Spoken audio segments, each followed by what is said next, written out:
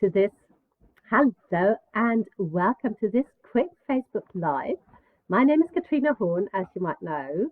If I don't know you, well, if this is the first time you're here, well, then I'm thrilled to be meeting you. Feel free to comment. I'll try to keep a lookout for your comments. And otherwise, I wanted to share with you something around belief, about hope, and about taking action from this space. I'm particularly talking to you if you are part of my 5 step process to get you out of overwhelm, depression, and anxiety. So, this is particularly applicable to you. But I think even if you're not taking part, then there's still something you could get out of this if you want to. So, let me start off by saying that I'm no longer suffering from depression, fortunately, but um, I sometimes go into overwhelm because I think we all do, don't we? I don't suffer from anxiety, but we can, of course, all sometimes feel anxiety. So I think there's really something here to think about for all of us, and and I'd be happy to answer any questions. I'm just being distracted by Maria. Hello, lovely to see you here.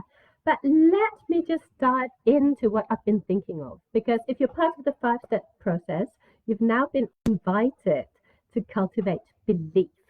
And the reason why you haven't succeeded perhaps before in getting yourself out of overwhelm, depression, and anxiety, it's because you haven't really fully believed that it was possible.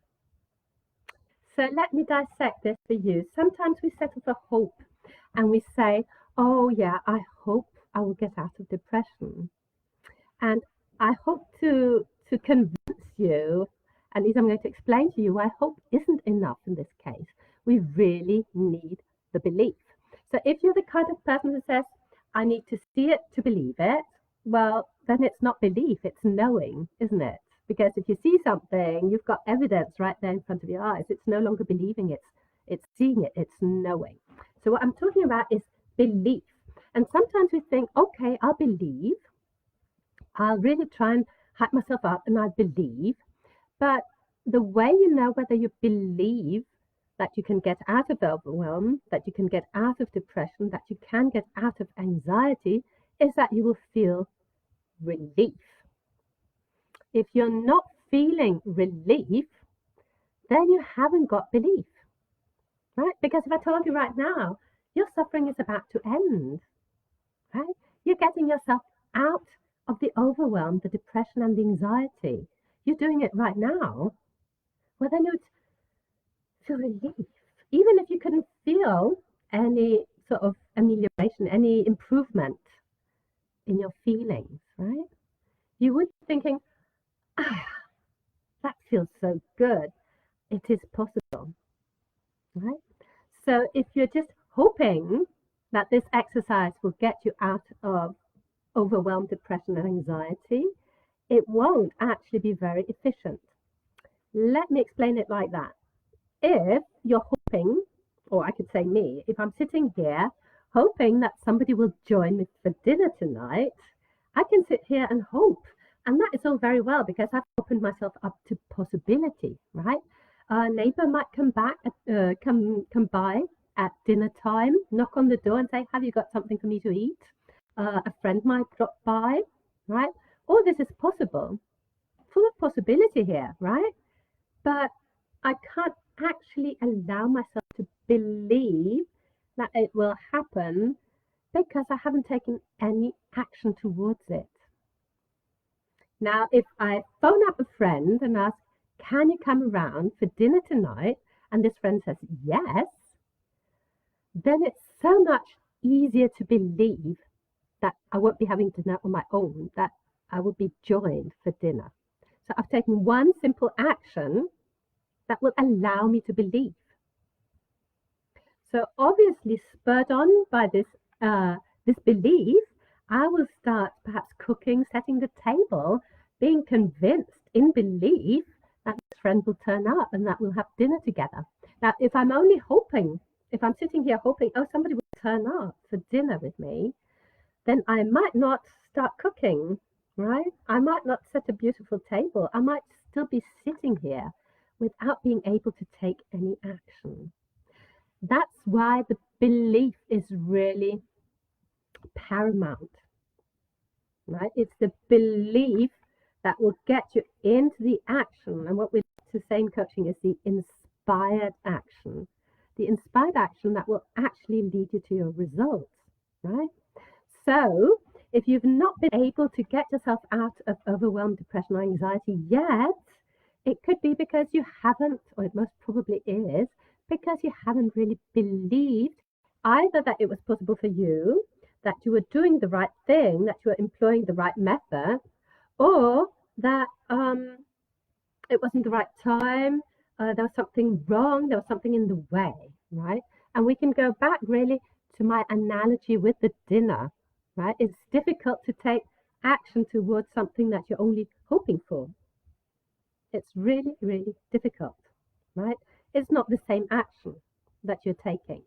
If you're sitting here, or if I'm sitting here thinking, oh, somebody might drop by for dinner, I might go and open the fridge to see if there's anything in it, right? But I won't really start doing the things that I will do if I know, if I believe very strongly that somebody's coming. So how do you know whether you are in belief or not? It's the relief. If you're feeling the relief, if you're feeling the relief of believing that your suffering is coming to an end, if you feel that relief, then somewhere you have allowed yourself to believe. So the relief is what you feel, for instance, let's say you've got a tap that's leaking, or in America and Canada, I think you call it a faucet. So you've got a plumbing problem. There's a leak in your plumbing. So you could, of course, sit back and say, oh, I hope a plumber will drop by, or I hope that my neighbor will come by and he'll be able to fix it, or she'll be able to fix it. I hope something will happen so that that problem will go away. That is hope. Belief is when you take that first action step, you phone up the plumber and you ask him to come around and fix your problem. That's your first action step, right? So you've got to take some action, and let's have it be inspired action. Phoning up a plumber would be one of the most useful things to do, unless, of course, you think you can fix it yourself. But I would phone up my plumber.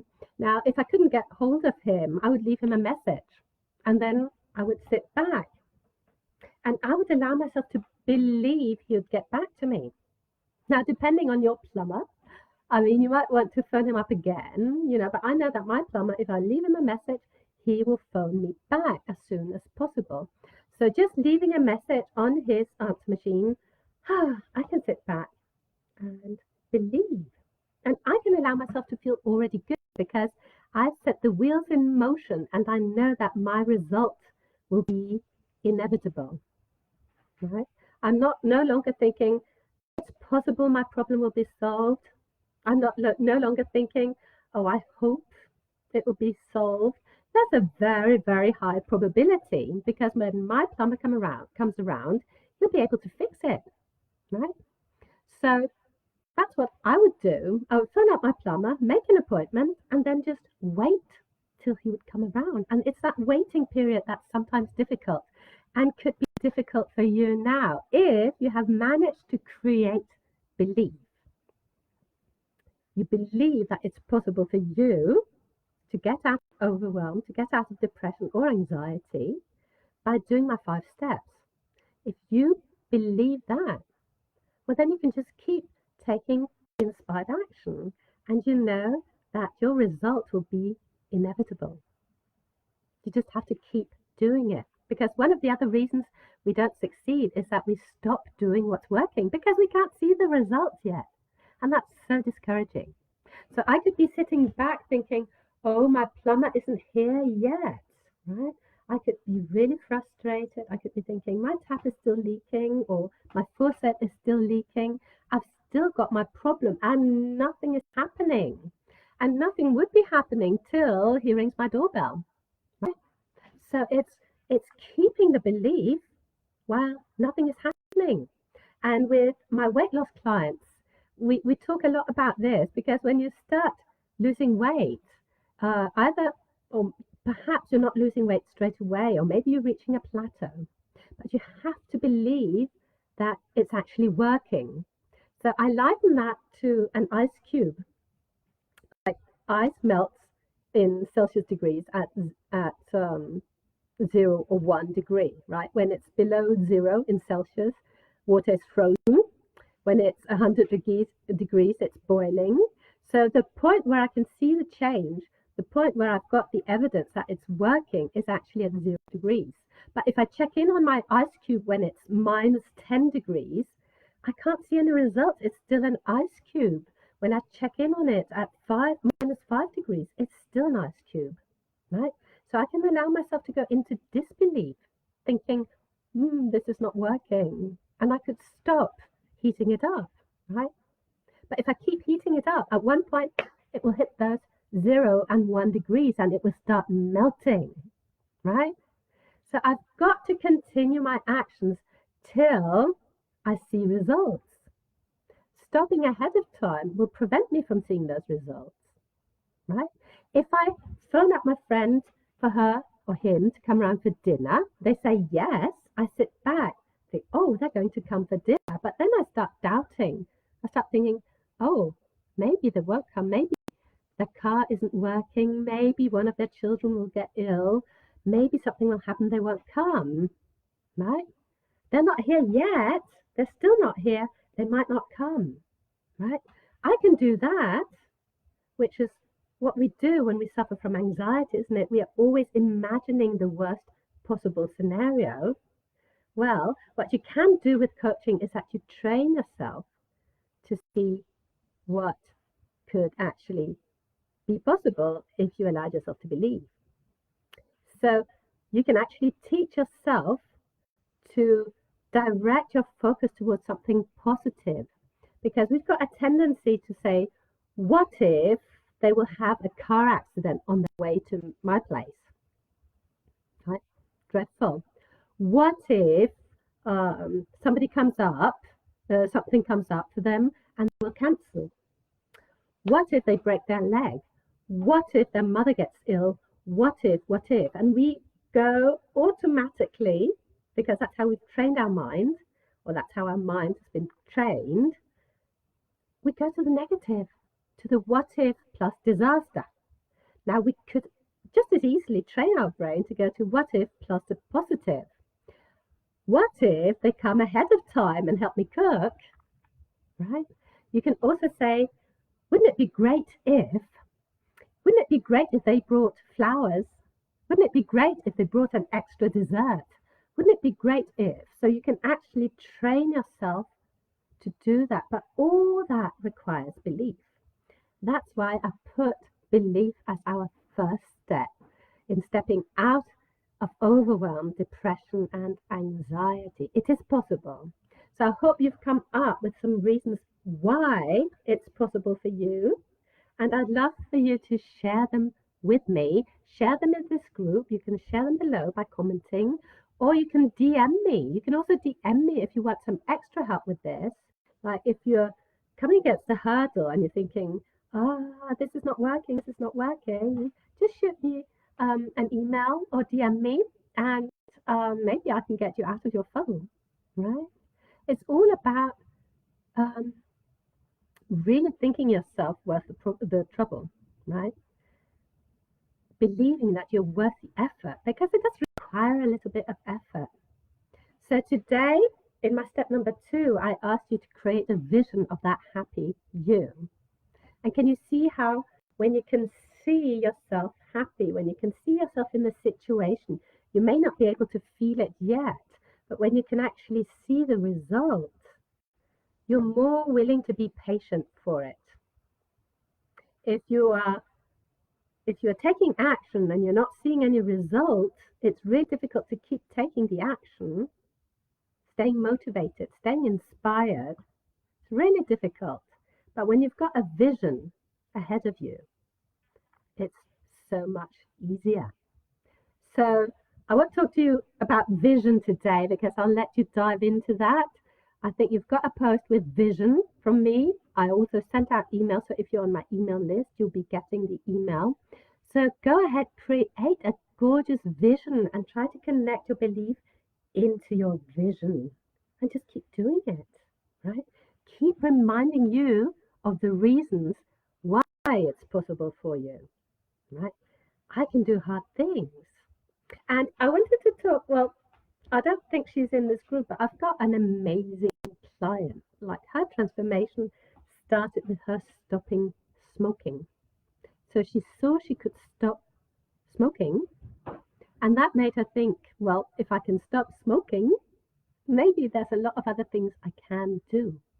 So your transformation, the change in your life, could happen with something more or less big, right? But something that changes, right? Which will make something else change, which will make something else change. So the thing is really just to get started. Like if I want to solve my problems with a leaking tap or faucet, like a useful action would be to call a plumber.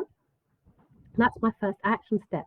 Now, I don't need to know what the plumber will do when he gets here. I don't need to know in advance when he will come to make the phone call, right? When I make the appointment, of course, I want to know when that's going to be. But just to get you started on the first step, it's just so useful for you to take that first step, just to set the ball rolling, right? So that first step will propel you into a second step. With my plumber, it's okay, I've got my plumber on the phone, let's make an appointment. So the plumber will be coming around, and I've got nothing to do other than just keep believing that he will come in the meantime, right? It's nurturing that belief. So think about it. Are you in belief? Are you feeling that relief? Are you allowing yourself to feel it? And if you can't feel it, well, then tell me about it. Let's get you into that feeling of relief that your suffering is about to end. It's possible, right? It's not only possible, what we talk about in my dream design course is that it's not only possible, it's not only probable, it's actually inevitable. Right? Think about that. If the action you took today and that you keep taking, if that would lead you inevitably to getting out of overwhelm, depression, and anxiety, wouldn't you keep doing it? I think you would. So thank you for being here live. If you were here live, thank you for watching the replay. And I don't want to say good luck with the 5 steps because it's really just a question of doing them, right? And as I said in my email, as I said in my post, you can do it over a month, over 5 months, over whatever you choose, right? But it's getting started that's going to make the whole difference, right? So please get started and let me know if that is not possible. If something is coming up for you, if you believe I can help you, I'd be thrilled, absolutely thrilled to help you. Bye for now.